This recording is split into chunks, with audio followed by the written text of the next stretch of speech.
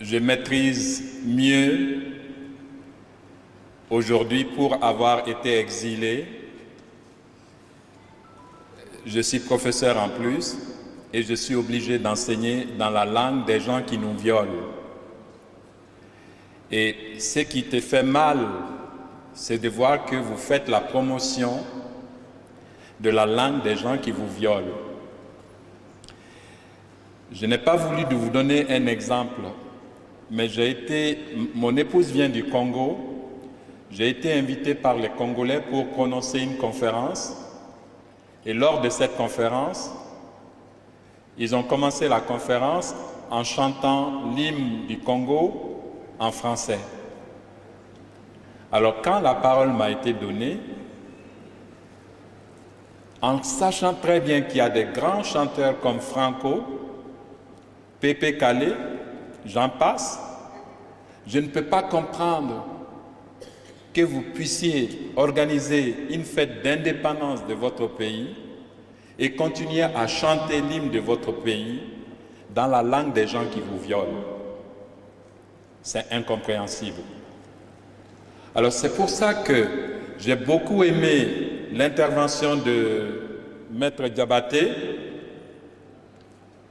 lorsqu'il a souligné il n'y a qu'en Afrique qu'on mesure l'analphabétisme par le nombre de personnes qui ne parlent pas ou ne savent pas écrire la langue des gens qui nous ont violés et qui continuent à nous violer. Je vous jure, j'ai eu une conversation avec un sociologue du Sénégal. Il me parlait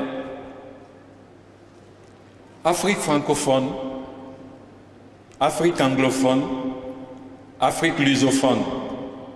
Mais j'étais tellement exécré que je lui ai dit, mais écoute, pourquoi tu fais de la sociologie?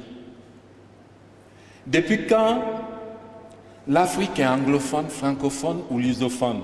Explique-moi ça parce que je ne comprends pas. Je ne comprends pas. Alors donc, il m'a dit, mais il y a eu l'histoire. J'ai dit, mais vous êtes allé à l'école. Quand on va à l'école et quand on a la prétention, or vous savez très bien quand nos frères scolarisés font leur colloque, ils prennent le plaisir de se présenter eux-mêmes, les intellectuels de haut niveau.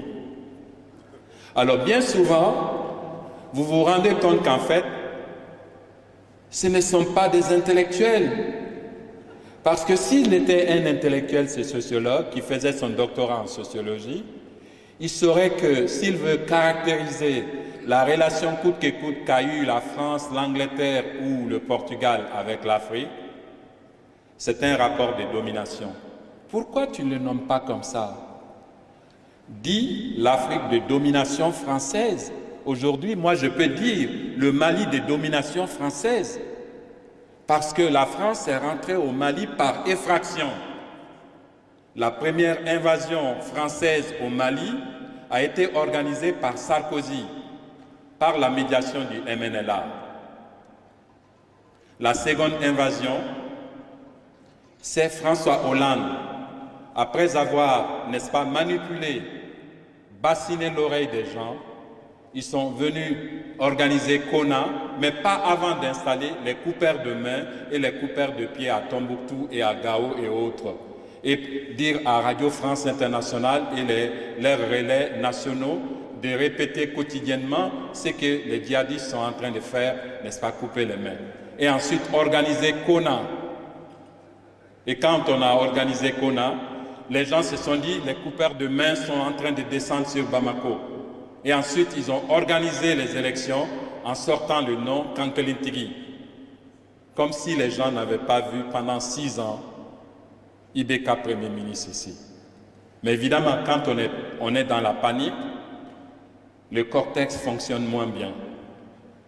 Alors, pour résumer, ce que je dis pour l'essentiel, c'est que la démocratie qu'on a imposé ou qu'on a proposé en Afrique à la Baule par François Mitterrand, je n'ai jamais vu une expression aussi méprisante. Aucun président de France n'a été aussi méprisant pour les Africains que le sommet de la Baule. Au sommet de la Baule, François Mitterrand réunit les chefs d'État africains et leur dit « Vous vous mettez à la démocratie, sinon je ne paye pas les rallonges budgétaires ». Mais François Mitterrand, le sens du discours de la Baule de François Mitterrand, je vais vous le dire. François Mitterrand était en train de dire « Oh, vous savez, nous voulons leurs ressources, mais la meilleure façon d'avoir leurs ressources, c'est de détruire les liens de solidarité qui existent entre eux. » Et donc, l'arme de guerre de la France, c'est la démocratie occidentale, c'est-à-dire le multipartisme.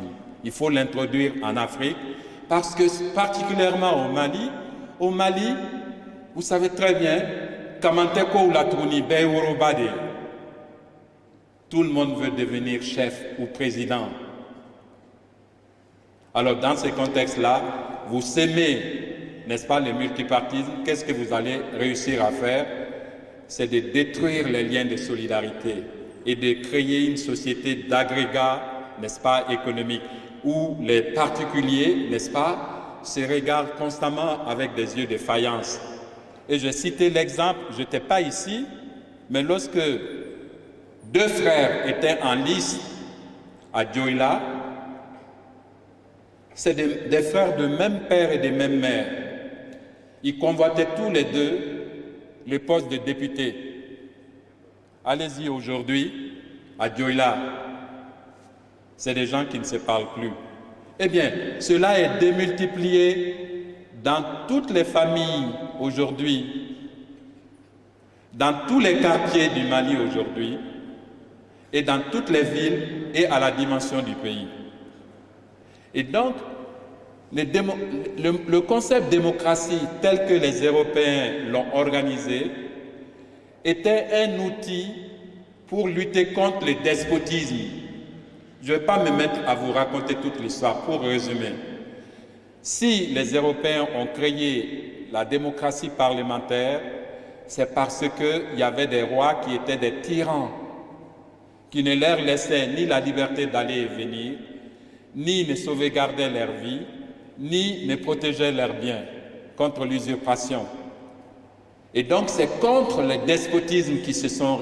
Mais nous, on est confrontés au néocolonialisme, ou au colonialisme machiavélique, si vous voulez. Colonialisme machiavélique, pourquoi? Parce qu'on nous fait croire qu'on est indépendant. Mais de fait, on sait très bien qu'on ne l'est pas, parce que nos dirigeants sont choisis par des étrangers. J'ai rencontré des agents de services de renseignement qui sont venus me voir en Haïti. Ils m'ont dit comment ils ont mis d'abord ATT au pouvoir ici au Mali. Ensuite, ils m'ont dit comment ils ont mis par la suite Ibeka au pouvoir ici au Mali. Est-ce que nous allons tolérer qu'aux prochaines élections, ce soit encore un représentant de la France qui dirige le Mali? Si cela arrive, ce qu'ils n'ont pas pu faire en Guinée, c'est ce qui va arriver. Ils vont parvenir, parce qu'ils ont choisi quelqu'un de leur choix pour devenir le chef d'État du Mali, mettre le feu à la Guinée. Et s'ils arrivent à mettre le feu à la Guinée, n'est-ce pas, ils finiront par mettre le feu, n'est-ce pas, totalement, même aux pays qui les ont toujours aidés, souvent, qui ont été leur tête de pont. Je ne voudrais pas que Dieu ne l'empêche, même le Sénégal n'échappera pas.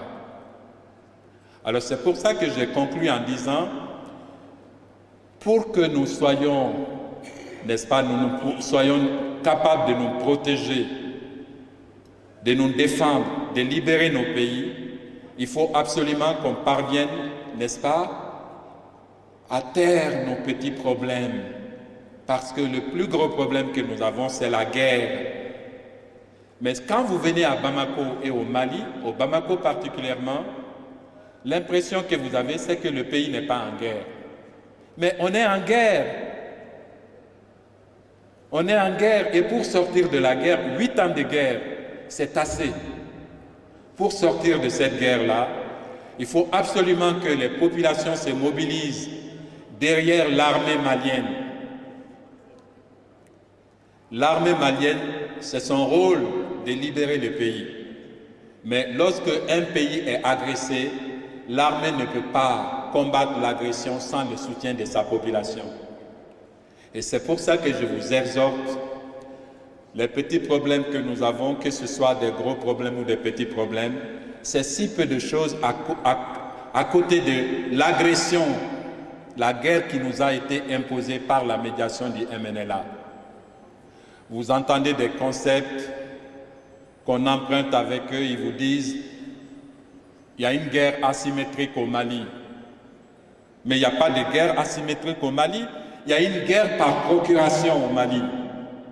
C'est-à-dire les guerriers se camouflent derrière des gens qu'ils ont armés et qu'ils appellent terroristes, mais c'est eux-mêmes qui ont créé le terrorisme. Et pour mettre fin à cela, il faut que nous nous unissons. Ce que je suis en train de dire n'est pas un discours contre le peuple français. Le peuple français a la même caractéristique que vous, le peuple malien. Le peuple français n'est pas votre ennemi. Votre ennemi, c'est l'oligarchie française qui a mis au pouvoir le gouvernement français. C'est le gouvernement français l'ennemi du peuple malien, parce qu'ils ont passé par des machinations pour venir agresser le Mali, envahir le Mali. Au nom de quoi? Au nom de l'humanité.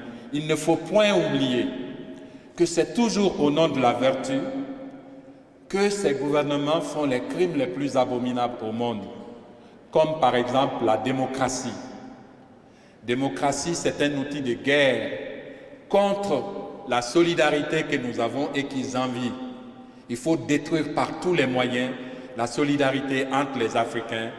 Comme ça, ils peuvent nous vendre plus de marchandises parce qu'ils savent que nous sommes des grands consommateurs.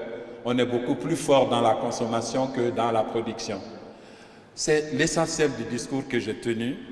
Et à la fin, le mot de la fin, je me suis excusé en disant, écoutez, la parole n'est pas chose facile.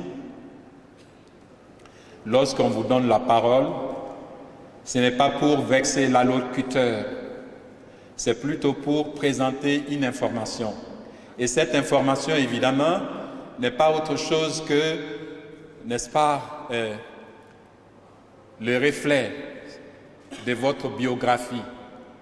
Alors c'est pour ça que bien souvent, on peut vexer des gens sans vouloir le faire. Vraiment, ce n'est pas intentionnel. Et si c'est le cas, encore une fois, je présente mes excuses. Et terminé. Gérard, wassa.